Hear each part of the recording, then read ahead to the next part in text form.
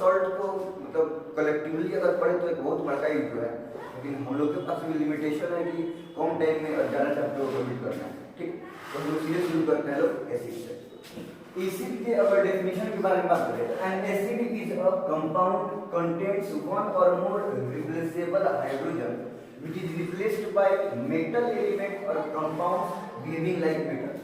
Acid एक compound है जिसके पास एक या एक से ज्यादा रिप्लेसेबल हाइड्रोजन प्रेजेंट होता है और वो रिप्लेसेबल हाइड्रोजन को रिप्लेस कर दिया जाता है किसी भी मेटल से या किसी वो कंपाउंड से जो मेटल के जैसे बिहेव कर रहा है। मतलब मेटल का मतलब क्या होगा कि वो एलिमेंट जिसके पास इलेक्ट्रॉन लॉस करने का कैपेसिटी हो, समझ में आ रहा है ना। तो अगर कोई कंपाउंड ही है, तो अगर कोई कंपाउंड है और उसके पास इलेक्ट्रॉन एलिजिबिलिटी है इलेक्ट्रॉन को लूज करने का, इलेक्ट्रॉन को लॉस करने का, तो वो कंपाउंड को हम बोल सकते हैं मेटल लाइक कंपाउंड।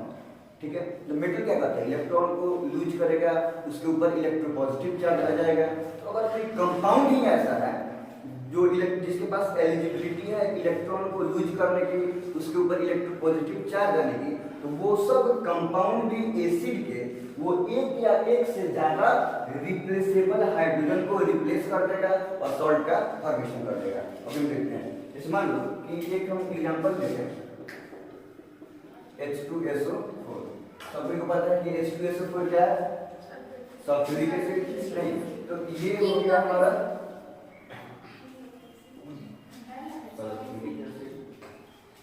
देखो ये हो गया सल्फ्यूरिक एसिड। अब ये सल्फ्यूरिक एसिड के पास यहाँ पे जो हाइड्रोजन प्रेजेंट है, ये हाइड्रोजन को बोलेंगे रिप्लेसेबल हाइड्रोजन। कौन सा हाइड्रोजन, रिप्लेसेबल हाइड्रोजन।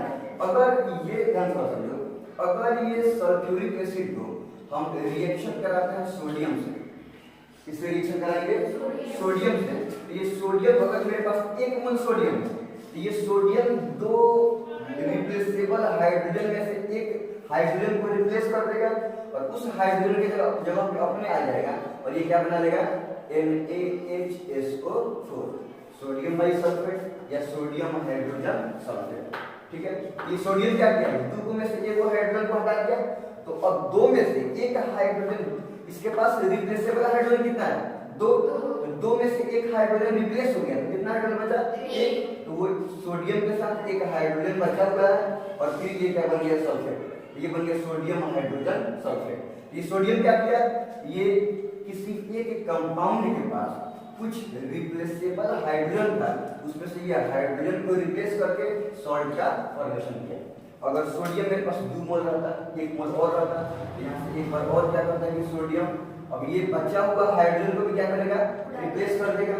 ये बचा हुआ हाइड्रोजन भी रिप्लेस हो जाएगा, तब क्या सोडियम हो जाएगा, एक सोडियम ये, और ये हाइड्रोजन रिप्लेस करने के बाद एक और सोडियम आ गया, ये हो गया 2 सोडियम और ये हो गया Na2SO4 सोडियम सल्फेट। ठीक है, तो अब फिर देखते हैं, and acid is a compound, जैसे कि अगर हम बोलते हैं कि ये एसिड है, तो ये एक कंपाउंड हो गया containing 1 or more replaceable hydrogen। जैसे कि इसमें कितने रिप्लेसेबल हाइड्रोजन है, 2। अगर सिर्फ हम हाइड्रोक्लोरिक एसिड की बात करें तो उसमें रिप्लेसेबल हाइड्रोजन कितना है, 1। तो an acid is a compound containing 1 or more replaceable hydrogen which is replaced by metals। ये किसकी तरह, ये जो 2 हाइड्रोजन था, एक टाइम में एक हो, फिर सेकंड टाइम में दूसरा वाला भी हाइड्रोजन रिप्लेस हो गया, Na2SO4 का फॉर्मेशन किया। ये रिप्लेसेबल हाइड्रोजन को रिप्लेस कौन किया, मेटल। सोडियम क्या है, मेटल है ना। तो an acid is a compound containing 1 or more replaceable hydrogen which is replaced by metal element, या इस सोडियम के जगह पर compound like compound behaving like metal, ये कंपाउंड रहता, समझ आ रहा है, जो कंपाउंड मेटल के जैसा कोई इलेक्ट्रोपॉजिटिव नेचर का कंपाउंड रहता, तो वो कंपाउंड भी क्या करता है कि ये रिप्लेसेबल हाइड्रोजन को रिप्लेस करके सॉल्ट का फॉर्मेशन कर देता है। यहाँ पे ये वाला भी क्या हो जाएगा, हमारा सॉल्ट हो जाएगा। अब फिर से एसिड वो कंपाउंड है जिसके पास एक या एक से ज्यादा रिप्लेसेबल हाइड्रोजन प्रेजेंट हो, जिस हाइड्रोजन को मेटल या compound behaving like metal replace करके और सॉल्ट का क्या करता है कि फॉर्मेशन करता है। ये हमारा हो गया एसिड, ये हो गया मेटल जो रिप्लेसेबल हाइड्रोजन को रिप्लेस कर रहा है, और रिप्लेस करने के बाद ये जो नया कंपाउंड बचा, ये हमारा कंपाउंड हो गया सॉल्ट। ठीक है, अब देखो अब इसमें से इसी प्रोसेस को बोलते हैं रिप्लेसमेंट ऑफ रिप्लेसेबल हाइड्रोजन। अब यहाँ पे क्या है, इस एसिड में टोटल कितना हाइड्रोजन है? दो में से एक मोल सोडियम एक हाइड्रोजन को रिप्लेस किया और एक हाइड्रोजन को रहने दिया। तो क्या यहाँ पे टोटल रिप्लेसेबल हाइड्रोजन में से पूरा का पूरा हाइड्रोजन रिप्लेस हो गया कि कुछ रिप्लेस हुआ और कुछ हाइड्रोजन बच गया है? कुछ हाइड्रोजन बच गया है। इस रिप्लेसमेंट को बोलते हैं पार्शियल रिप्लेसमेंट। इस रिप्लेसमेंट को क्या बोलते हैं? पार्शियल। तो कुछ रिप्लेसमेंट बच गया है, इसको बोलेंगे पार्शियल रिप्लेसमेंट। ये हो गया पार्शियल रिप्लेसमेंट। और यहाँ पे देखो, अब तो यहाँ पे कोई हाइड्रोजन नहीं है, मतलब ये दोनों सोडियम दोनों रिप्लेसेबल हाइड्रोजन को क्या किया कि रिप्लेस कर दिया। तो इसको हम क्या बोलेंगे? Complete replacement. Complete replacement. तो अगर किसी एसिड का हाइड्रोजन रिप्लेस हो किसी सोडियम या कंपाउंड बिहेविंग लाइक सोडियम के द्वारा, तो पार्शियल रिप्लेसमेंट से भी सॉल्ट का फॉर्मेशन होगा और कंप्लीट रिप्लेसमेंट से भी सॉल्ट का फॉर्मेशन होगा। ठीक है, तो ये डेफिनेशन था। और ये डेफिनेशन दिए हुआ था साइंटिस्ट लाइबिग, साइंटिस्ट का नाम है लाइबिग, BIG, नाम से लग रहा है लाइबिग, ऐसा कुछ नहीं है, लेकिन नाम कुछ भी है। आदमी साइंटिस्ट है मतलब लीजेंड है। रियलिटी में नहीं होता है, मतलब आदमी का नाम बड़ा नहीं होता है, काम बड़ा होता है। आदमी को नाम से थोड़ी पहचान जाएगा, काम से पहचान जाएगा। नाम पहले लाइफ है तो क्या होगा? साइंटिस्ट है, और साइंटिस्ट का मतलब लीजेंड है। अब तुम जस्ट सोचो कि 1838 में ये डेफिनेशन को दिए थे, तो ये डेफिनेशन को प्रपोज किए थे लाइबिग साहब ने 1838 में। और अभी भी हम लोग मतलब इतना दिन बाद अब हम लोग इस डेफिनेशन को पढ़ रहे हैं, छोटी मोटी बात है। आज हम अगर कोई बात बोलते हैं तो 200 साल बाद पढ़ रहे हैं उसको, छोटी मोटी बात है क्या? बहुत बड़ी बात है। तो बड़ा नाम नहीं है, बड़ा काम होता है ना। तो एसिड के कुछ बेसिक फीचर्स की बात करें तो लगभग सब इसको बताता है। तो सबसे पहले बात हो गया कि अगर टेस्ट की बात करेंगे तो टेस्ट में एसिड का टेस्ट कैसा होगा? सावर। टेस्ट में खट्टा लगेगा। अगर एसिड के पीएच की बात करेंगे तो पीएच कितना होता है? 7 से कम, लेस देन 7 से कम होगा। अगर एसिड को हम वाटर में डालें तो वाटर में डालने में क्या होता है? H+ आयन को रिलीज करता है। अगर एसिड को डिसोसिएट करे वाटर में तो वाटर में क्या मिलता है हम लोग? पढ़े ना कि एसिड के पास रहता है रिप्लेसेबल हाइड्रोजन, और वो हाइड्रोजन को क्या करता है कि वाटर में डिसोसिएट करेगा, तो वाटर में H+ आयन मिलता है। हाँ, एसिड अपना एसिडिक प्रॉपर्टी तब शो करता है जब एसिड सॉल्यूशन हो। ठीक है, तो अब लिटमस पेपर की बात करें तो लिटमस पेपर दो, एक ब्लू और एक रेड। तो अगर एसिड सॉल्यूशन को हम डालते हैं रेड लिटमस पे तो यहाँ पे क्या होगा कि कोई फर्क नहीं पड़ेगा। और अगर एसिड सॉल्यूशन को डालते हैं ब्लू पे, ब्लू से कन्वर्ट हो जाएगा रेड। मतलब जितना पार्ट ऑफ पेपर पे, जितना region of blue litmus paper पे एसिड सॉल्यूशन पड़ेगा उतना रीजन ब्लू से कन्वर्ट हो जाएगा रेड में। ठीक है, हाँ। अगर हम ड्राई एसिड की बात करें तो ड्राई एसिड इलेक्ट्रिसिटी को कंडक्ट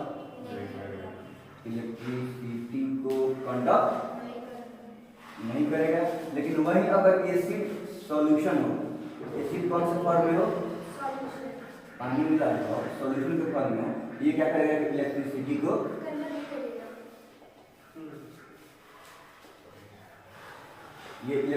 कंडक्ट करेगा। मतलब अगर एसिड में मतलब इलेक्ट्रिसिटी को कंडक्ट करने का मतलब क्या होगा? अपने से अक्रॉस करंट को जाने देगा, करंट को जाने के लिए अलग करेगा। एसिड का एग्जांपल हो गया H2SO4 मतलब सल्फ्यूरिक एसिड।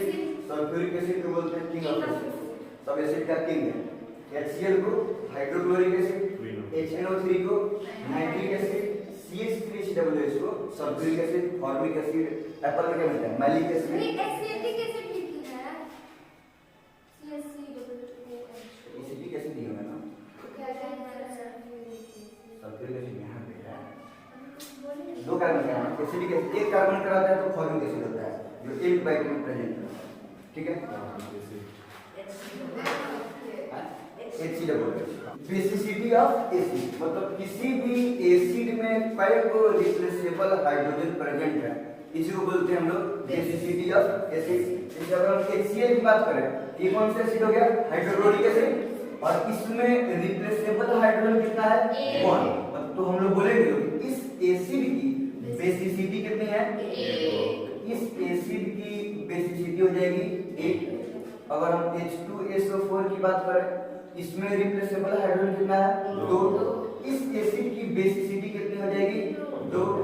अगर हम HNO3 में एक ही होगा नहीं, 3 किसका होता है? 3 H3PO4 फॉस्फोरिक एसिड। अगर हम H3PO4 की बात करेंगे, फॉस्फोरिक एसिड की बात करेंगे, तो इसमें रिप्लेसेबल हाइड्रोजन कितना है? 3। इस एसिड की बेसिसिटी कितनी हो जाएगी? 3। ठीक है। अगर CH3COOH एसिडिक एसिड की बात करेंगे, ध्यान से सुनना, एसिड में सब हाइड्रोजन रिप्लेसेबल नहीं है। वाटर में डालने पर जो हाइड्रोजन जो हाइड्रोजन H+ आयन में डिसोसिएट हो जाए उसी को बोलते हैं रिप्लेसेबल हाइड्रोजन। जो नहीं है वो रिप्लेसेबल हाइड्रोजन नहीं है। तो एसिडिक एसिड की बात करेंगे, यहाँ पे 3 हाइड्रोजन यहाँ पे है और 1 हाइड्रोजन यहाँ पे है। तो ये दोनों हाइड्रोजन में से ये वाला हाइड्रोजन रिप्लेसेबल हाइड्रोजन है, जबकि ये वाला हाइड्रोजन रिप्लेसेबल हाइड्रोजन नहीं है। इसमें रिप्लेसेबल हाइड्रोजन कितना है?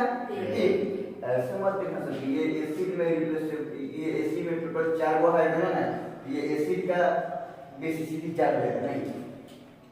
बेसिसिटी ऑफ एसिड को क्या डिफाइन किया गया है? Number of replaceable hydrogen. Replaceable hydrogen कितना है? तो टोटल हाइड्रोजन तो 4 है, लेकिन ये वाला हाइड्रोजन रिप्लेसेबल नहीं है, ये वाला हाइड्रोजन क्या है कि रिप्लेसेबल है। तो इस एसिड में रिप्लेसेबल हाइड्रोजन कितना हुआ? 1। तो इसकी बेसिसिटी कितनी हो जाएगी? 1। अब जिस एसिड की बेसिसिटी 1 है उसको कौन सा एसिड बोलते हैं? Monobasic acid. जिसका रिप्लेसेबल हाइड्रोजन 2 है उसको क्या बोलेंगे? Dibasic acid. जिसका 3 है ट्राइबेसिक एसिड। ये कौन सा एसिड हो जाएगा? Monobasic acid. तो किसी एसिड को डिफरेंट टाइप्स में कैटेगराइज करने के लिए बहुत सारे पैरामीटर्स हैं। तो टाइप्स ऑफ एसिड इस बात पे डिपेंड करता है कि हम एसिड को कौन से बेसिस पे डिवाइड करते हैं। जैसे ध्यान दीजिए, मान लो कि ये हो गया, हम एक बार कोशिश कर रहे हैं, ये हो गया एसिड। अगर एसिड को हम कॉन्सेंट्रेशन के बेसिस पे डिवाइड करें, किसके बेसिस पे? कॉन्सेंट्रेशन के बेसिस पे। सॉल्यूशन में एसिड का कॉन्सेंट्रेशन कितना है?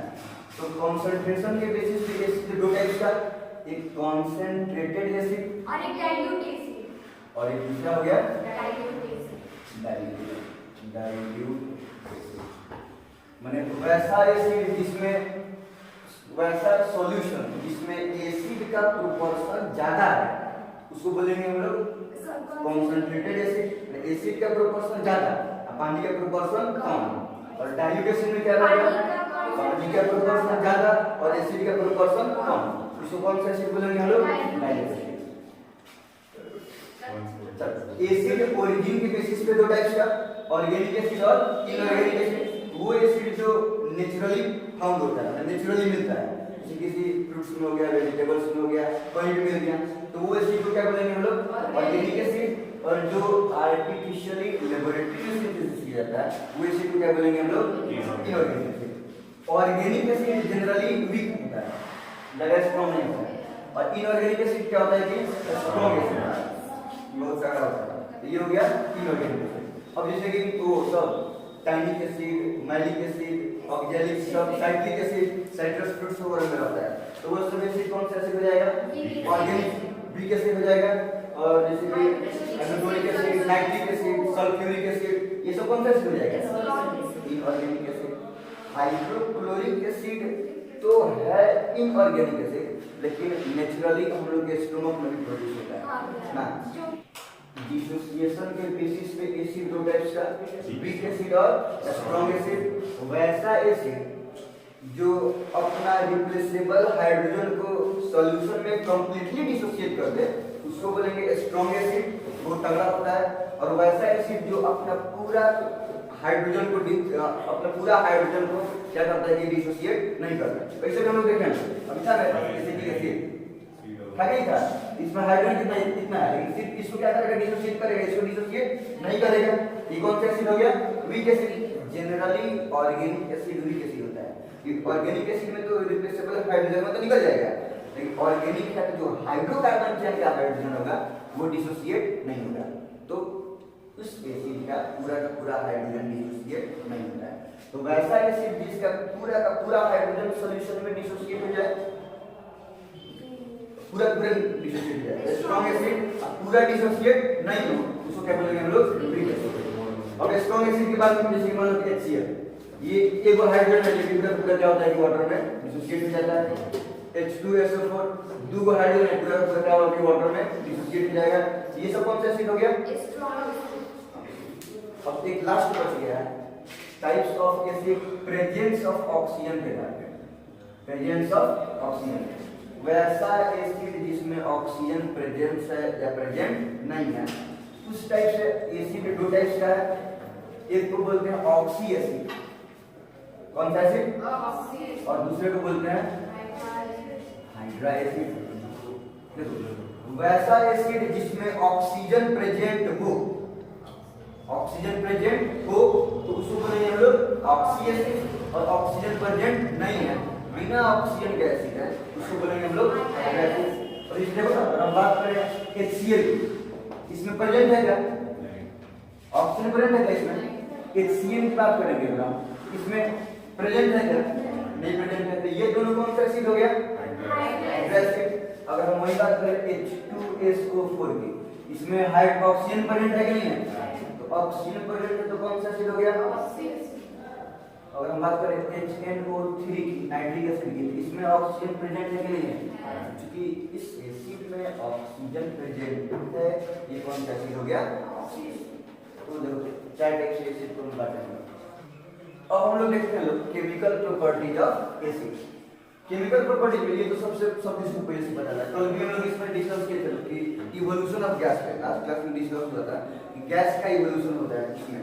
तो बस बड़ी रिपीटेटिव एग्जांपल है, मेटल किसी एसिड के साथ रिएक्शन करेगा तो सॉल्ट बनेगा और हाइड्रोजन गैस क्या होगा कि इवॉल्व होगा। और इवोल्यूशन कैसे चेक करेंगे, पॉप साइंस से नहीं, तो एसिड रिएक्शन करेगा किसके साथ, मेटल के साथ, सॉल्ट का फॉर्मेशन होगा और हाइड्रोजन गैस इवॉल्व होगा। ये मतलब इसके सोडियम, ये क्या है, मेटल है, मेटल रिएक्शन कर रहा है सल्फ्यूरिक एसिड के साथ, सोडियम सल्फेट बन रहा है जो कि सॉल्ट है, और हाइड्रोजन गैस इवॉल्व हो रहा है कि नहीं। फेरस आयरन रिएक्शन कर रहा है हाइड्रोक्लोरिक एसिड के साथ, तो FeCl2 बन रहा है, क्लोराइड फैमिली का, ये क्या है, सॉल्ट है, और हाइड्रोजन गैस यहाँ पर क्या हो रहा है, इवॉल्व हो रहा है। Acid base neutralization reaction, acid यहाँ पे क्या था कि एसिड मेटल के साथ रिएक्शन कर रहा था तो सॉल्ट का फॉर्मेशन कर रहा था और हाइड्रोजन गैस इवॉल्व हो रहा था। और यहाँ पे एसिड बेस के साथ रिएक्शन करेगा तो सॉल्ट बनेगा और वहां पे हाइड्रोजन गैस इवॉल्व हो रहा था, यहाँ पे वाटर का फॉर्मेशन हो रहा है, H2O मॉलिक्यूल्स का फॉर्मेशन हो रहा है। ठीक है, तो एसिड वाटर के साथ रिएक्शन करेगा तो सॉल्ट बनाएगा और वाटर का फॉर्मेशन होगा। इसी रिएक्शन को हम लोग क्या बोलते हैं, न्यूट्रलाइजेशन रिएक्शन। न्यूट्रलाइजेशन रिएक्शन, यहाँ पे देखो HCl क्या है, acid, hydrochloric acid sodium hydroxide के साथ रिएक्शन करेगा, क्या बना रहा है, सॉल्ट और water. H2SO4 sulphuric acid reaction कर रहा है सोडियम हाइड्रोक्साइड के साथ, बेस के साथ, ये क्या बना रहा है, सॉल्ट, और ये वाटर। तो एसिड बेस के साथ रिएक्शन करके सॉल्ट बनाता है और वाटर का फॉर्मेशन करता है, और इस रिएक्शन को हम लोग बोलते हैं न्यूट्रलाइजेशन रिएक्शन, क्योंकि इसमें एसिड बेस को क्या करता है कि न्यूट्रलाइज कर देता है। नेक्स्ट, एसिड मेटालिक ऑक्साइड से रिएक्शन करेगा। एसिड किससे रिएक्शन कर रहा है, मेटालिक ऑक्साइड से, तभी भी सॉल्ट बना रहा है और वाटर का ही फॉर्मेशन कर रहा है। हम लोग मेटल एंड नॉन मेटल में देखे थे कि मेटालिक ऑक्साइड का नेचर क्या होता है, बेसिक, और नॉन मेटालिक ऑक्साइड का नेचर क्या होता है, एसिडिक। तो कहने के लिए तो एसिड रिएक्शन कर रहा है मेटालिक ऑक्साइड से, लेकिन अब चूंकि ये मेटालिक ऑक्साइड है तो ये नेचर में कैसा होगा, बेसिक होगा कि नहीं होगा।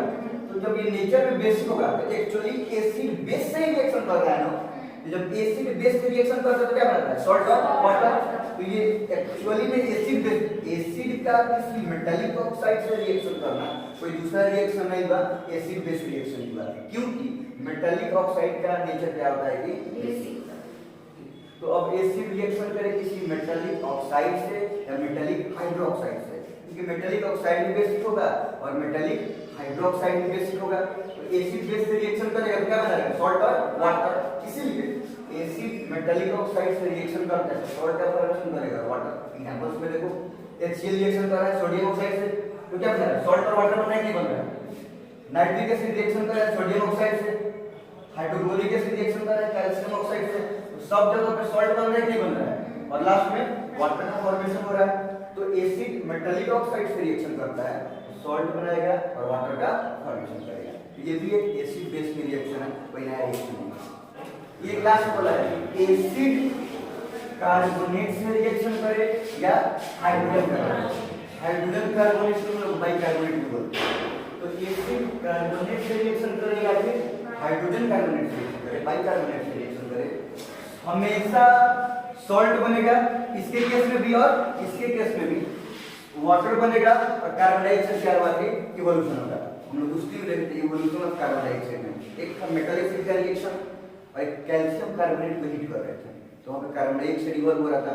अगर किसी एसिड को भी कार्बोनेट से या मेटल कार्बोनेट हाइड्रोजन कार्बोनेट से रिएक्शन कर देते हैं तो वहां पर भी कार्बन डाइऑक्साइड क्या होता है कि इवोल्व करता है। ठीक, और इसमें देखो ये क्या हो गया? एसिड, और ये हो गया सोडियम कार्बोनेट। ये मेटल कार्बोनेट हुआ कि नहीं हुआ? एसिड कार्बोनेट से रिएक्शन कर रहा है तो सॉल्ट का फॉर्मेशन कर रहा है, वाटर का फॉर्मेशन कर रहा है और कार्बन डाइऑक्साइड क्या हो रहा है कि इवॉल्व हो रहा है।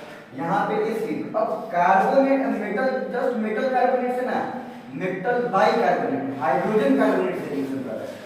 तो एसिड हाइड्रोजन कार्बोनेट से भी रिएक्शन करेगा तो प्रोडक्ट वही बन रहा है, नहीं बन रहा है? सॉल्ट बनेगा, वाटर बनेगा और कार्बन डाइऑक्साइड क्या होगा कि इवॉल्व होगा।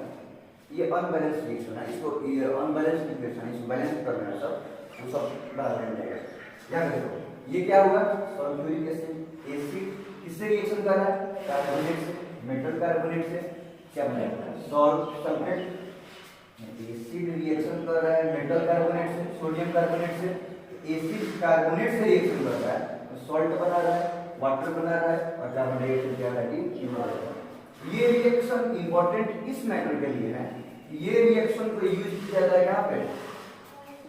कार्बन डाइऑक्साइड फायर एक्सटिंग्विशन में। तो ये देखो होता क्या है, इसमें रहता है सल्फ्यूरिक एसिड, उसमें क्या रहता है? सल्फ्यूरिक एसिड और सोडियम कार्बोनेट। तो जब हम दबाते हैं, दबाएंगे तब ना गैस निकलता है, तो जब हम दबाते हैं तो पुश करने के बाद क्या होता है कि सल्फ्यूरिक एसिड और सोडियम कार्बोनेट का रिएक्शन होगा। ऊपर वाले चेंबर में सल्फ्यूरिक एसिड रहेगा, सल्फ्यूरिक एसिड जाके गिर, सल्फ्यूरिक पुश करने पर सल्फ्यूरिक एसिड जाके गिर जाएगा, नीचे रहेगा सोडियम कार्बोनेट में, और वहीं जब सल्फ्यूरिक एसिड सोडियम कार्बोनेट से रिएक्शन करेगा तो क्या बनेगा? कार्बन डाइऑक्साइड, और वहीं कार्बन डाइऑक्साइड क्या होता है कि बाहर निकल जाता है। तो ये रिएक्शन को यूज किया जाता है कार्बन डाइऑक्साइड फायर एक्सटिंग्विशर में। कार्बन डाइऑक्साइड प्रोड्यूस होगा और वो कार्बन डाइऑक्साइड को यूज करेंगे कॉम्बसन को स्टॉप करने के लिए, कॉम्बसन को खत्म करने के लिए। हम लोग इसमें क्या करते हैं कि वैसा कंपाउंड जिसके पास हाइड्रोक्सिल आयन हो उसको हम क्या बोलेंगे? Base. Compound containing OH- ion, hydroxyl ion to give in solution called base. OH- ion जो सॉल्यूशन में रहता है उसको क्या बोलेंगे हम लोग? बेस। हालांकि मेटालिक ऑक्साइड में तो OH आयन नहीं है, लेकिन फिर भी उसके पास बाकी प्रॉपर्टी, बाकी केमिकल प्रॉपर्टी बेस से क्या करता है कि मिलता है, इसलिए उसको हम लोग बोल देते हैं बेस, भले ही उसमें OH आयन प्रेजेंट नहीं।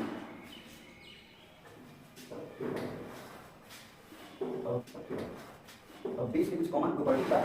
बेस का प्रॉपर्टी क्या है? सबसे पहले हम पीएच की बात करेंगे तो बेस का पीएच कितना है? More than 7। बेस का पीएच 7 से ज्यादा होगा। बेस केस में क्या होता है? बीटा बीटा लगा। बेस केस में बीटा होगा। ड्राई बेस के बारे में बात करेंगे। ड्राई बेस इलेक्ट्रिसिटी को कंडक्ट नहीं करेगा, और वहीं पर बेस सॉल्यूशन में तो होता है इलेक्ट्रिसिटी को कंडक्ट करेगा। अगर हम लिटमस की बात करें तो रेड लिटमस को बेस क्या करता है?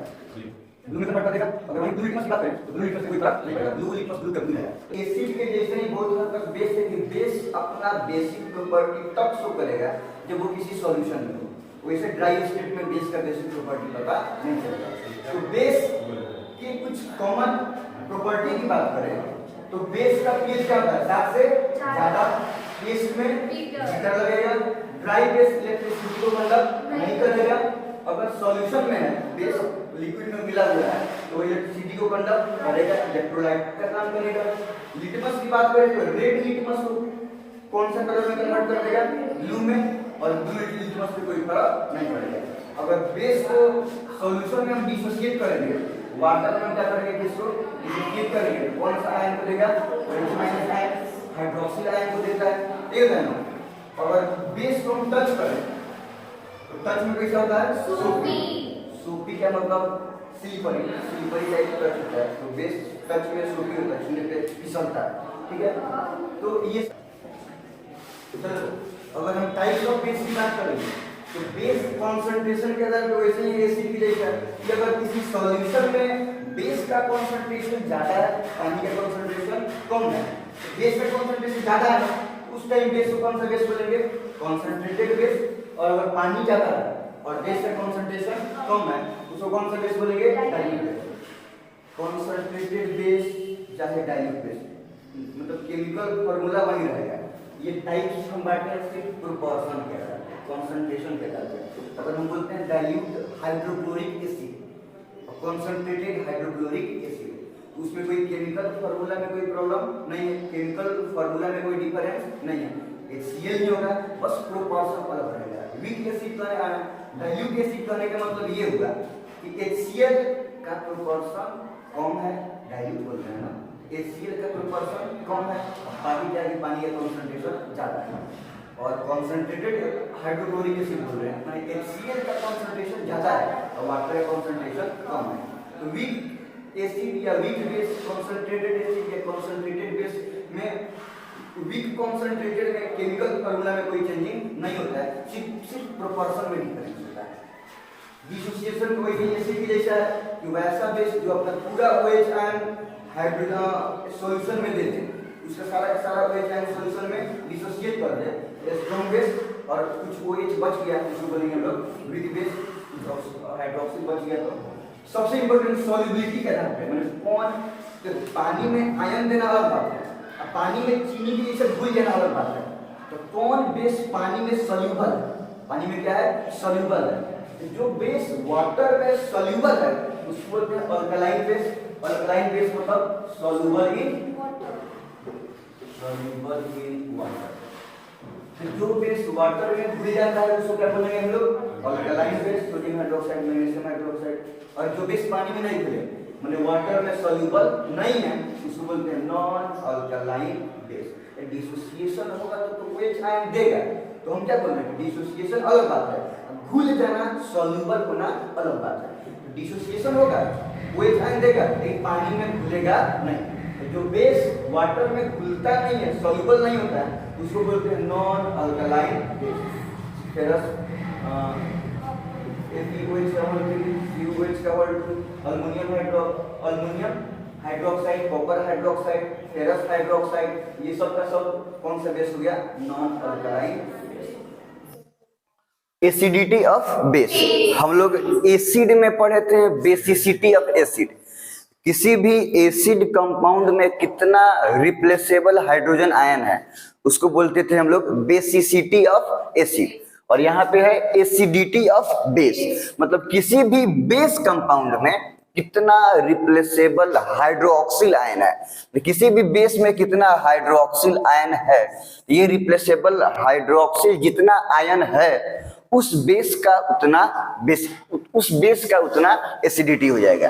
तो एसिडिटी ऑफ बेस में क्या है कि number of replaceable hydroxyl ion present in a base called acidity of base. For example हम बात कर रहे थे सोडियम हाइड्रोक्साइड का, सोडियम हाइड्रोक्साइड कंपाउंड में हाइड्रोक्सिल आयन कितना रिप्लेसेबल है, एक। तो सोडियम हाइड्रोक्साइड का एसिडिटी कितना हो जाएगा, 1। अगर कैल्शियम हाइड्रोक्साइड की बात करें तो कैल्शियम हाइड्रोक्साइड में रिप्लेसेबल हाइड्रोजन कितना है, 2। रिप्लेसेबल हाइड्रोक्सिल आयन 2 है, तो कैल्शियम हाइड्रोक्साइड का एसिडिटी कितना हो जाएगा, 2। एल्युमिनियम हाइड्रोक्साइड की बात करें, लास्ट क्लास में हम लोग देखे थे लोग कि aluminium hydroxide non alkaline base है, ये वाटर में सॉल्युबल नहीं होगा। तो एल्युमिनियम हाइड्रोक्साइड के पास रिप्लेसेबल हाइड्रोक्सिल आयन कितना है? 3। तो एल्युमिनियम हाइड्रोक्साइड का एसिडिटी कितनी हो जाएगी? 3। तो किसी भी कंपाउंड में रिप्लेसेबल हाइड्रोक्सिल आयन कितना है, इसी को डिफाइन करते हैं इस बेस के एसिडिटी के रूप में। अब जिस बेस का एसिडिटी 1 होता है उसको बोलते हैं मोनो एसिडिक बेस। जिस बेस का एसिडिटी 2 है उसको बोलेंगे डाई एसिडिक बेस, और जिस बेस का एसिडिटी 3 है उसको क्या बोलेंगे हम लोग? Try acidic base. एसिड में हम लोग पढ़ा था mono basic acid, di basic acid, और इसमें है mono acidic base, di acidic base, tri acidic base. तो ये हो गया एसिडिटी ऑफ बेस। अब केमिकल प्रॉपर्टी, चलो अब देखो केमिकल प्रॉपर्टी ऑफ बेस। ठीक, ये तो जो फर्स्ट केमिकल प्रॉपर्टी है ये तो एसिड बेस रिएक्शन में हम लोग देखे थे लोग, न्यूट्रलाइजेशन रिएक्शन, जिसमें एसिड बेस से रिएक्शन करेगा तो सॉल्ट बनेगा और वाटर बनेगा। तो यही वही रिपीटिंग टेलिक एसिड है, बेस एसिड से रिएक्शन करेगा तो क्या बनेगा? सॉल्ट और वाटर। न्यूट्रलाइजेशन रिएक्शन ही है ना, जिसमें एसिड बेस से रिएक्शन करता है तो सॉल्ट और वाटर बनाता है। तो यहाँ पर भी तो वही हो रहा है, बेस रिएक्शन कर रहा है एसिड से, बेस कर रहा है रिएक्शन एसिड से तो सॉल्ट बनाएगा और वाटर। जैसे कि यहाँ पे सोडियम हाइड्रोक्साइड, कैल्शियम हाइड्रोक्साइड, ये बेस हो गया। अब sodium hydroxide base hydrochloric acid से रिएक्शन करेगा तो क्या बना रहा है? सोडियम क्लोराइड, सॉल्ट है और water. Calcium hydroxide sulphuric acid से रिएक्शन कर रहा है ना, तो ये क्या हो गया? बेस, और ये हो गया एसिड। तो ये क्या बना रहा है? कैल्शियम सल्फेट और वाटर। तो यहाँ पर भी सॉल्ट और वाटर बन रहा है कि नहीं? तो जब किसी भी इस ही रिएक्शन को बोलते हैं न्यूट्रलाइजेशन रिएक्शन। जब एसिड बेस से या बेस एसिड से, मतलब जब एसिड बेस आपस में रिएक्शन करता है तो सॉल्ट का फॉर्मेशन करेगा और वाटर का भी फॉर्मेशन करेगा। दूसरा वाला मेटल ऑक्साइड एसिड से रिएक्शन करेगा तो सॉल्ट बनाएगा और वाटर बनाएगा। ध्यान से, ये भी कोई नया नहीं है। मेटल ऑक्साइड नेचर में कैसा होता है? बेसिक की acidic? Basic. Non metal oxide nature में होगा एसिडिक, और मेटल ऑक्साइड या मेटल हाइड्रोक्साइड नेचर में क्या होगा? बेसिक। तो ये मेटल ऑक्साइड है, तो ये मेटल ऑक्साइड है तो इसका नेचर क्या हो जाएगा? बेसिक। तो ये हो गया बेस, और ये क्या है? एसिड। तो ये भी तो एसिड बेस रिएक्शन ही है ना, तो बेस एसिड से रिएक्शन करता है तो क्या बनता है? सॉल्ट और वाटर। तो वैसे ही मेटल ऑक्साइड जो बेस है तो मेटल ऑक्साइड एसिड से रिएक्शन करेगा तो क्या बनाएगा? सॉल्ट और वाटर। जैसे सोडियम ऑक्साइड HCl से रिएक्शन किया तो सॉल्ट बनाया NaCl और वाटर बनाया। कैल्शियम ऑक्साइड सल्फ्यूरिक एसिड से रिएक्शन किया तो कैल्शियम सल्फेट बनाया और H2O वाटर बनाया। और यहाँ पे देखो बेस रिएक्शन करेगा अमोनियम क्लोराइड से तो सॉल्ट बनाएगा, वाटर बनाएगा, यहाँ तक तो ठीक है। और एक अमोनियम गैस को भी इवॉल्व होगा, अमोनियम गैस को भी रिलीज करेगा। ये क्या हो गया? सोडियम हाइड्रोक्साइड, ये बेस है कि नहीं है? और NH4Cl, ये क्या हो गया? Ammonium chloride. तो बेस कोई भी, मतलब सोडियम हाइड्रोक्साइड बेस रिएक्शन कर रहा है अमोनियम क्लोराइड के साथ NH4OH, ये क्या बना रहा है? अमोनियम हाइड्रोक्साइड बना रहा है, और H2O वाटर बन रहा है, और NH3 अमोनियम गैस क्या हो रहा है कि इवॉल्व हो रहा है, अमोनियम गैस रिलीज हो रहा है।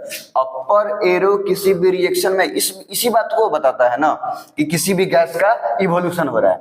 तो अमोनिया का इवोल्यूशन इस बात से पता चलता है कि इसके पास एक कैरेक्टरिस्टिक्स पंजेंट स्मेल होता है। कौन सा स्मेल होता है? पंजेंट स्मेल, मतलब ये बहुत ही अनप्लीजेंट स्मेल होता है, मतलब स्मेल करने पे अच्छा फीलिंग नहीं होगा, तो बहुत ही अनप्लीजेंट स्मेल होता है। तो ये पंजेंट स्मेल से हम डिटेक्ट करते हैं कि किसी भी रिएक्शन में अमोनियम गैस क्या हुआ है कि इवॉल्व हुआ है। ठीक है। Salt, compound obtained by reaction of acid and base, neutralization reaction हम लोग कब से पढ़ के आ रहे हैं। एसिड बेस के साथ रिएक्शन करेगा तो सॉल्ट बनाएगा और वाटर बनाएगा। तो एसिड बेस और एसिड के रिएक्शन से जो कंपाउंड ऑब्टेन होगा उसी कंपाउंड को हम क्या बोलते हैं, सॉल्ट।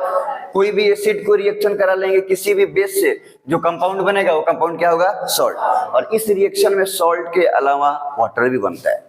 अब कुछ जनरल प्रॉपर्टी की बात करें सॉल्ट के, तो सबसे पहले अगर सॉल्ट के टेस्ट की बात करेंगे तो टेस्ट कैसा लगेगा, सॉल्टी, नमक सॉल्टी लगेगा ना, नमकीन लगेगा। ऐसा नहीं है कि सब का सब सॉल्ट इडेबल होता है, मतलब NaCl जो सोडियम क्लोराइड है और बहुत सारा स्टोन सॉल्ट होता है तो वो सब आदमी खा सकता है, लेकिन सब सॉल्ट इडेबल नहीं होता है। अगर इसके पीएच की बात करेंगे तो पीएच कितना होता है, एग्जैक्टली 7। एसिड का पीएच क्या होता था, 7 से कम। बेस का पीएच और सॉल्ट का पीएच एग्जैक्टली 7 होगा। लिटमस की बात करेंगे तो सॉल्ट सॉल्यूशन पे रेड लिटमस पे कोई चेंजिंग नहीं होगा, और ब्लू लिटमस की अगर बात करें तो ब्लू लिटमस पर भी कोई चेंज नहीं होगा। मतलब रेड लिटमस रेड का रेड ही रह जाएगा और ब्लू लिटमस ब्लू का ब्लू ही रह जाएगा, इस पे कोई खास चेंजिंग नहीं होगा। वैसे ही अगर ड्राई सॉल्ट की बात करें तो ड्राई सॉल्ट इलेक्ट्रिसिटी को कंडक्ट नहीं करेगा। सॉल्ट सॉल्यूशन की बात करें तो सॉल्ट सॉल्यूशन इलेक्ट्रिसिटी को कंडक्ट कर लेगा, इलेक्ट्रिसिटी को कंडक्ट कर लेगा। मतलब अगर ड्राई सॉल्ट में हम करके पास कराएं इलेक्ट्रिसिटी तो पास नहीं होगा, लेकिन अगर सॉल्ट किसी पानी में घुला हुआ है तो पानी में घुला हुआ है सॉल्ट सॉल्यूशन के रूप में है तो वहां से वो इलेक्ट्रिसिटी को कंडक्ट करेगा। तो ड्राई एसिड हो या बेस हो या सॉल्ट हो, इलेक्ट्रिसिटी को कंडक्ट नहीं करेगा। लेकिन जब एसिड बेस या सॉल्ट सॉल्यूशन के फॉर्म में हो तो वो सॉल्यूशन इलेक्ट्रोलाइट का काम करेगा। इलेक्ट्रोलाइट मतलब वो लिक्विड जो इलेक्ट्रिसिटी को कंडक्ट करता है, तो उसको बोलते हैं हम लोग इलेक्ट्रोलाइट। तो सॉल्ट का कुछ एग्जांपल्स की बात करें तो वैसे जनरल में हम लोग देखते हैं कि अगर सॉल्ट के एग्जांपल की बात करें तो मेटल कार्बोनेट हो, मेटल नाइट्रेट हो, मेटल सल्फेट हो, मेटल हाइड्रोजन के साथ हो तो मेटल हाइलाइड हो, जैसे कि सोडियम क्लोराइड हो गया, सोडियम आयोडाइड हो गया, तो वो सब क्या हो जाएगा, सॉल्ट। जैसे कि अगर हम कैल्शियम कार्बोनेट की बात करें तो क्या है, मेटल कार्बोनेट है कि नहीं है, तो ये क्या हो जाएगा, सॉल्ट। सोडियम सल्फेट की बात करें तो ये क्या है, मेटल सल्फेट, तो ये क्या हो जाएगा, salt.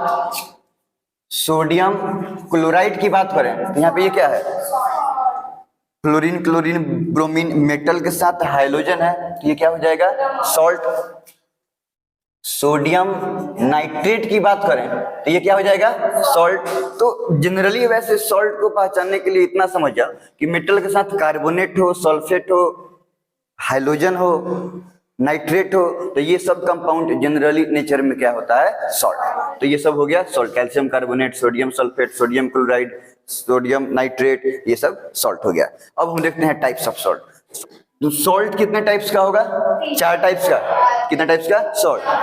Types of salt, salt कितने टाइप्स का होता है, तो सॉल्ट 4 टाइप्स का होता है। सबसे पहले वाले को क्या बोलेंगे हम लोग, नॉर्मल सॉल्ट, नॉर्मल सॉल्ट। दूसरा वाला एसिडिक सॉल्ट। तीसरा बेसिक सॉल्ट। और सबसे लास्ट वाला क्या हो जाएगा हमारा, डबल सॉल्ट। तो इस तरीके से हम लोग देखेंगे कि सॉल्ट 4 टाइप्स का, normal salt, acidic salt, basic salt और चौथा डबल सॉल्ट।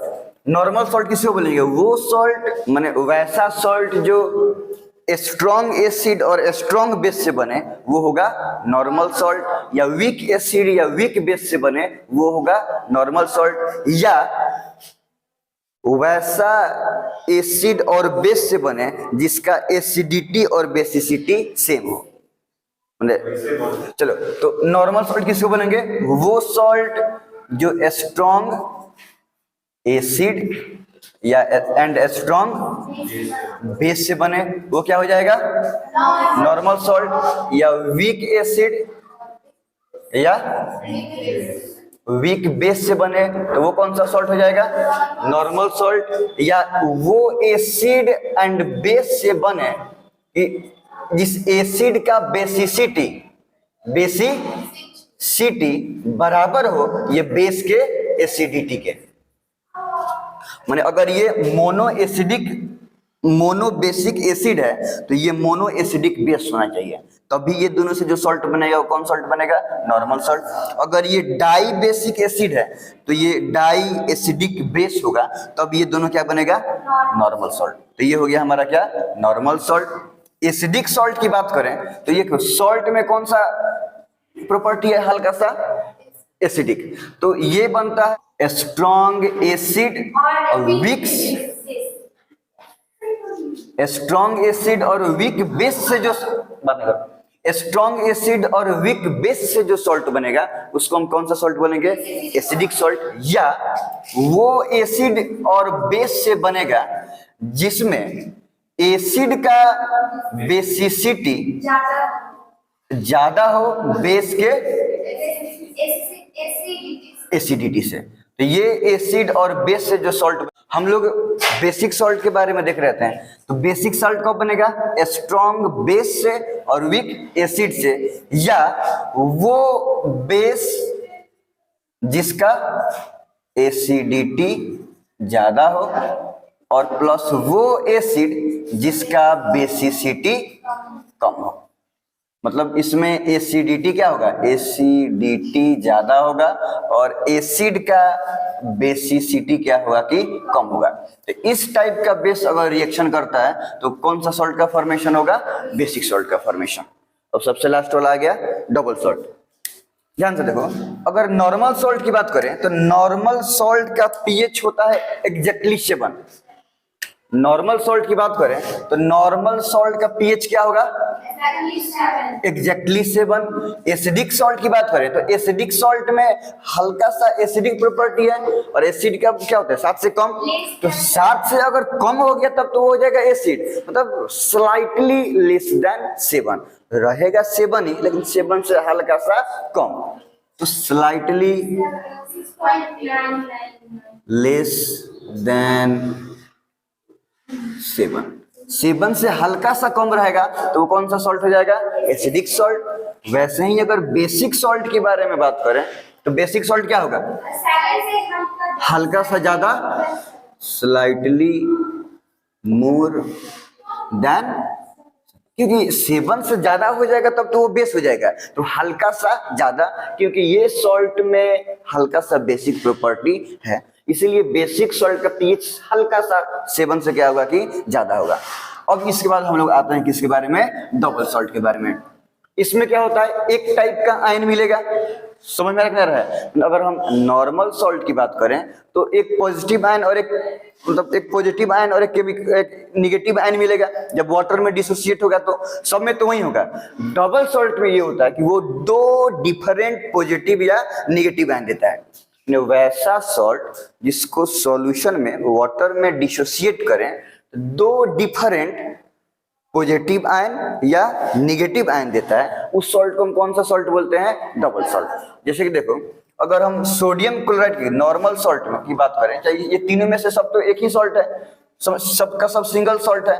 तो सोडियम क्लोराइड की बात करें तो सॉल्यूशन में डिसोसिएट होगा तो सोडियम आयन मिलेगा और क्लोराइड आयन मिलेगा, ये नहीं मिलेगा। इसी को ना बोलते हैं सॉल्ट, जो सॉल्यूशन में पॉजिटिव निगेटिव दोनों आयन दे, उसी को ना बोलते हैं क्या? सॉल्ट। ठीक, एसिड तो सिर्फ H+ आयन देगा, पॉजिटिव आयन देगा, और बेस सिर्फ OH- आयन देगा, निगेटिव आयन देगा, हाइड्रोक्सिल आयन देगा। सॉल्ट क्या होता है? जो पॉजिटिव आयन भी दे और जो निगेटिव आयन भी दे। समझ में आ रहा ना? लेकिन एक ही टाइप के पॉजिटिव एंड एक ही टाइप के निगेटिव आयन दे रहा है, तो ये सब हो गया सिंगल सॉल्ट। डबल सॉल्ट में क्या होगा कि 2 डिफरेंट पॉजिटिव आयन या निगेटिव आयन देगा, तो वो कौन सा सॉल्ट हो गया? Double salt. अभी देखते हैं एग्जांपल से। चलो, डबल सॉल्ट के अगर हम एग्जांपल की बात करें, कैसे 2 डिफरेंट आयन दे रहा है, ये डबल सॉल्ट हो गया। इसका ये एक एग्जांपल क्या हो गया? डोलोमाइट, फेमस एग्जांपल है डोलोमाइट। इसका फॉर्मूला क्या होता है? Calcium carbonate, magnesium carbonate. तो अगर इसको वाटर में डिसोसिएट करेंगे तो इतना पार्ट से कौन सा आयन निकलेगा? कैल्शियम आयन, और इतना पार्ट से कौन सा आयन निकलेगा? Magnesium ion. कार्बोनेट में तो निगेटिव आयन एक ही निकला, कार्बोनेट यहाँ से भी निगेटिव में कार्बोनेट ही, यहाँ से भी निगेटिव में कार्बोनेट ही, निगेटिव आयन तो एक ही दे रहा है, तो दो डिफरेंट पॉजिटिव आयन दे या निगेटिव आयन दे। तो खैर निगेटिव आयन एक दे रहा है लेकिन दो डिफरेंट पॉजिटिव आयन दे रहा है कि नहीं दे रहा है, यहाँ से कैल्शियम आयन और मैग्नीशियम आयन। तो एक ही सॉल्ट का कंपाउंड जब डिसोसिएट हो रहा है तो दो डिफरेंट पॉजिटिव आयन दे रहा है, तो ये कौन सा सॉल्ट हो गया, डबल सॉल्ट। पोटेश एलम की बात करें, K2SO4 मतलब potassium sulphate aluminium sulphate .24H2, इसमें 24 वाटर ऑफ क्रिस्टलाइजेशन है, 24H2 है। तो अगर हम इस कंपाउंड की बात करें तो K2SO4 से कौन सा आयन देगा, पोटेशियम आयन, मिला कि नहीं मिला, और यहां से कौन सा आयन देगा, एल्युमिनियम आयन, नहीं देगा क्या। लेकिन अगर हम यहाँ की बात करें, निगेटिव आयन तो एक ही को दे रहा है सल्फेट आयन, लेकिन दो डिफरेंट पॉजिटिव आयन दिया कि नहीं दिया, एक पोटेशियम आयन और दूसरा एल्युमिनियम आयन। तो इस तरीके से वो सॉल्ट जो सॉल्यूशन में दो डिफरेंट पॉजिटिव आयन दे या निगेटिव आयन दे, उसको कौन सा सॉल्ट बोलेंगे हम, double salt. Chemical properties of salt, salt का केमिकल प्रॉपर्टी, सॉल्ट एसिड से रिएक्शन करेगा तो अनदर एसिड बनाएगा, मतलब सॉल्ट अगर रिएक्शन करेगा एसिड से तो एसिड ही बनेगा और सॉल्ट ही बनेगा, मतलब ई वाला ना, कोई दूसरा एसिड बनेगा और कोई दूसरा सॉल्ट बनेगा। ये बात पता चलेगा यहाँ से, यहाँ पे ये जो थर्ड वाला है, salt do not react with that acid और base from which it is formed. जैसे कि मान लो कि अगर हम एक एसिड लेते हैं HCl और एक बेस ले लिए मान लो कि NaOH, तो ये HCl एसिड और NaHCl एसिड और NaOH बेस, तो एसिड बेस से क्या बनेगा, सॉल्ट और वाटर। तो HCl और NaOH से क्या बनेगा, NaCl प्लस H2O। तो ये NaCl यही सॉल्ट का ना फॉर्मेशन हुआ, तो ये NaCl सॉल्ट का फॉर्मेशन कौन से एसिड से हुआ, HCl से, और कौन से बेस से हुआ, NaOH से। तो सॉल्ट जिस एसिड या जिस बेस से बनता है, ये सॉल्ट इसी एसिड या इस बेस से रिएक्शन नहीं करेगा। जिस एसिड और बेस से सॉल्ट का फॉर्मेशन हुआ रहता है वो सॉल्ट उस एसिड और उस बेस से रिएक्शन नहीं करेगा। इस यहाँ पे देखो तो NaCl किस चीज से बना है, HCl से और NaOH से, तो NaCl HCl से रिएक्शन नहीं करेगा, NaCl NaOH से रिएक्शन नहीं करेगा। तो NaCl ये सॉल्ट के पास अगर कोई दूसरा एसिड रहता, HCl के अलावा कोई दूसरा एसिड रहता, तो उससे रिएक्शन क्या होता कि ये कर लेता। सॉल्ट के पास NaOH तो इसका अपना बेस है जिससे वो बना है, तो इस बेस के अलावा कोई दूसरा बेस रहता तो उससे ये NaCl ये सॉल्ट क्या करता है, रिएक्शन कर लेता। तो वही बात हम यहाँ बोलेंगे, सॉल्ट कौन से एसिड से रिएक्शन करेगा, उस एसिड से रिएक्शन नहीं करेगा जिस एसिड से वो बना है, ये उस जिस एसिड से बना है उसको छोड़कर कोई दूसरा एसिड से रिएक्शन करेगा, तब जाके एक दूसरा एसिड बनेगा और एक दूसरा सॉल्ट बनेगा। तो कैल्शियम सल्फेट रिएक्शन कौन से एसिड से कर रहा है, हाइड्रोक्लोरिक एसिड से। तो यहाँ पे क्या आ रहा है, सल्फ्यूरिक एसिड, ये भी एक एसिड है कि नहीं है, और कैल्शियम क्लोराइड ये सॉल्ट है कि नहीं है। सोडियम क्लोराइड रिएक्शन करेगा सल्फ्यूरिक एसिड से, तो ये क्या बन रहा है, हाइड्रोक्लोरिक एसिड और सोडियम सल्फेट, ये भी एक सॉल्ट बन रहा है। यहाँ पे हो क्या रहा है, डबल डिस्प्लेसमेंट रिएक्शन, इसका सोडियम आयन इसको रिप्लेस करके सल्फेट बना लिया है कि नहीं है, और ये सोडियम को रिप्लेस करके क्लोरीन के साथ बॉन्ड बना लिया है, हाइड्रोजन। तो इस रिएक्शन में दोनों कंपाउंड म्यूचुअल अपना आयन को एक्सचेंज कर लिया है, और ये रिएक्शन किस में होता है, डबल डिस्प्लेसमेंट रिएक्शन में। तो बेसिकली यहाँ पे डबल डिस्प्लेसमेंट रिएक्शन ही होता है। बस ये ध्यान रखना है कि सॉल्ट जिससे बना है वो एसिड ना हो और ना ही वो बेस हो। तो वही बात है कि सॉल्ट बेस से रिएक्शन करेगा, कौन बेस, जिससे वो बना हुआ नहीं है, तो एक दूसरा बेस ही बनेगा और दूसरा सॉल्ट ही बनेगा। यहाँ पे देखो कॉपर सल्फेट सोडियम हाइड्रोक्साइड से रिएक्शन कर रहा है, यहाँ पर भी क्या हो रहा है, double displacement reaction, mutual exchanging of ion. तो कॉपर आ जाएगा हाइड्रोक्साइड के साथ तो बना लेगा कॉपर हाइड्रोक्साइड, ठीक है, और सल्फेट आ जाएगा सोडियम के साथ तो बना लेगा सोडियम सल्फेट। वैसे यहाँ पे कैल्शियम आ जाएगा हाइड्रोक्साइड के साथ तो क्या बना लिया, कैल्शियम हाइड्रोक्साइड, और सल्फेट आ गया एल्युमिनियम के साथ तो क्या बना लिया, एल्युमिनियम सल्फेट। तो इस तरह से सॉल्ट दूसरे बेस से रिएक्शन किया जिससे वो बना हुआ नहीं है, तो एक दूसरा बेस ही बना और सॉल्ट ही बना। ठीक है, और ये इस बात को तो हम बता दिए हैं कि सॉल्ट जिस एसिड और बेस से बनता है उससे रिएक्शन नहीं करता है। नेक्स्ट, सॉल्ट हाईली, ये सिंगल डिस्प्लेसमेंट रिएक्शन है। क्यों? सॉल्ट किसी हाईली, मतलब सॉल्ट के पास जरूर कोई ना कोई मेटल होगा। सॉल्ट है मतलब मेटल के साथ सल्फेट है, कार्बोनेट है, नाइट्रेट है, हाइड्रोजन है, यही सब ना होगा। तो उसके सॉल्ट में जो मेटल है उस मेटल से ज्यादा रिएक्टिव मेटल से रिएक्शन करेगा, तब कोई दूसरा सॉल्ट और मेटल का फॉर्मेशन करेगा। वो तो सिंगल डिस्प्लेसमेंट रिएक्शन है। और सॉल्ट का मेटल, जैसे कि ये सॉल्ट हो गया, ये सॉल्ट कॉपर सल्फेट है, तो सल्फेट के साथ क्या है? कॉपर। सल्फेट के साथ क्या है? कॉपर। तो यहाँ पे कौन सा मेटल रहेगा कि कॉपर को डिस्प्लेस कर देगा? कॉपर से ज्यादा रिएक्टिव मेटल रहेगा, तब ना कॉपर को क्या करेगा कि डिस्प्लेस कर देगा, यहाँ से इसको रिप्लेस कर देगा।